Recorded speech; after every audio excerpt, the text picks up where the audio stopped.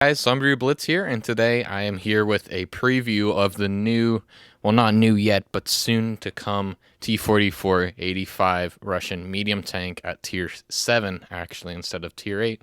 And I just have a tank comparison here because I don't have access to the vehicle in game, and even if I did, I wouldn't be able to leak. I don't know. I don't have access to it. That's not an option in general. So, anyways, let's get right into it. First of all, oh yeah. Basically, I lined it up with all other Tier 7 mediums that have an 85mm gun as an option, and the T-44 just to see how it stacks up to the tank that's already in game that this new tank's going to be based off of. So, first of all, firepower. The DPM is pretty good. Then again, it's kind of... It's okay. For Tier 7, 2,275, it's the same as the T-43, but the T-34-85 Rudy and the KV-13 both have more DPM, both by 4%. They both have the same DPM. And I just mounted the 85 on the T-44 for whatever reason. I don't know. It's not important. But anyways... on to penetration, 147. It actually has the highest penetration out of all of these tanks in the list. Everything else at 144, as you can see. Only a 3mm penetration boost, but that might come in handy in battle. We'll just have to see. Now they all have 200 alpha being an 85. That's that. Let's move on.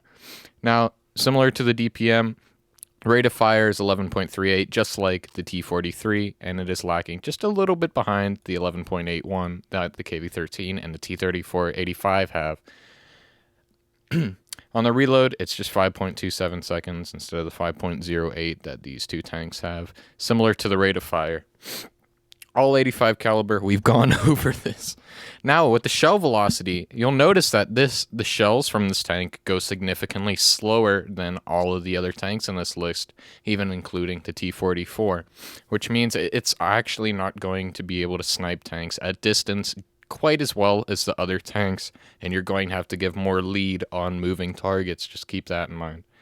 Now on to the weapon handling. The aim time is actually the best here at 2.01 seconds, but keep in mind that the dispersion is pretty high at 0.35. Now, it's going to take not that much time to aim, at least compared to the other tanks, but the T-34-85 Rudy is actually the only better tank in terms of accuracy. The rest of them are just all the same, so if you play the T-43 or the KV-13, or even had to suffer through the 85mm on the T-44, you'll know what it's like. Now, dispersion when moving, those kinds of values, 0.12 or 0.12, whatever you want, it's the same as everything else but the KV-13, and the KV-13 is slightly worse, so that's average.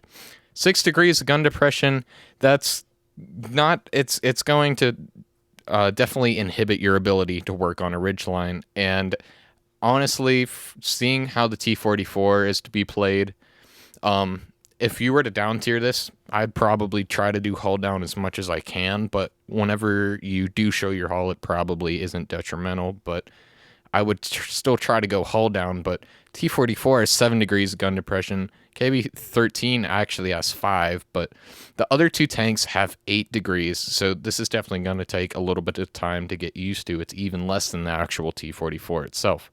All F turrets, it's all 180, we're going to ignore that. Now, as you'll see, in regards to the speed, it is actually going to be faster than the T-44 in terms of top speed, just by 1 kilometer per hour, but it's a little bit faster. Now you'll see that it actually has 30 less horsepower. That makes the horsepower per ton a little bit lower. So now that I'm seeing this, it's probably going to be just a little bit slower. But going back into the effective horsepower per ton ratio, there's 23 on hard ground versus 21. So, and a much better ground rating, I guess terrain resistance of 21 instead of 17.6 on soft terrain. So going back, it is actually going to be faster than the T-44. That's fine. We keep going back and forth. Anyways, tank traverse is okay at 48 degrees per second. KV-13 is horrible at 40. I didn't realize that, but the T-34-85 is still pretty maneuverable at 53. Now, the camo when moving is 30%. No, camo still is 30%, and you actually have 22 when moving, which is not the best, of course. It's not like light tank moving camo, but it's still honest. It's respectable. And, okay, on to the last couple things. Credit coefficient, not important, all that. A repair cost factor of 5, which is less than the others, so this means that it's probably going to be a pretty profitable premium tank.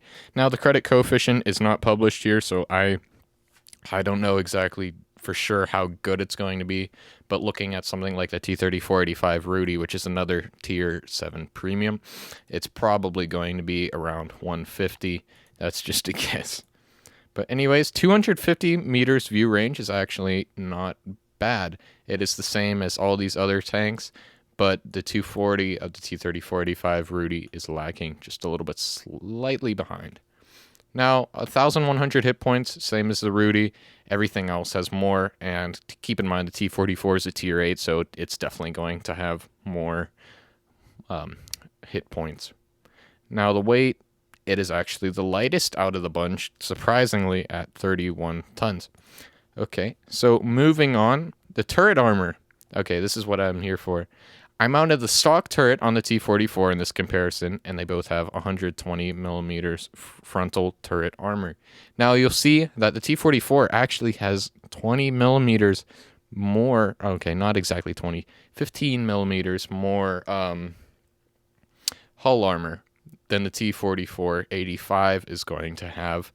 But 75, and considering the angle that the front of the slope on a T-44 is, that's actually, it's going to be pretty reliable at Tier 7, and it might even, this is kind of far-fetched, but it could even be like a lower tier T-54 Mod 1 with the armor here. Now, it's definitely armor, a lot better armor than the rest of the tanks, except for the KV-13, which has 120 on the front, which is pretty strong. And I don't really care about on the back, sometimes on the sides. 75 millimeters hull armor, actually at Tier 7, that's the same as the front. So if you can, getting to a side scrape situation, you should try it, because it might actually work. That's pretty respectable numbers there.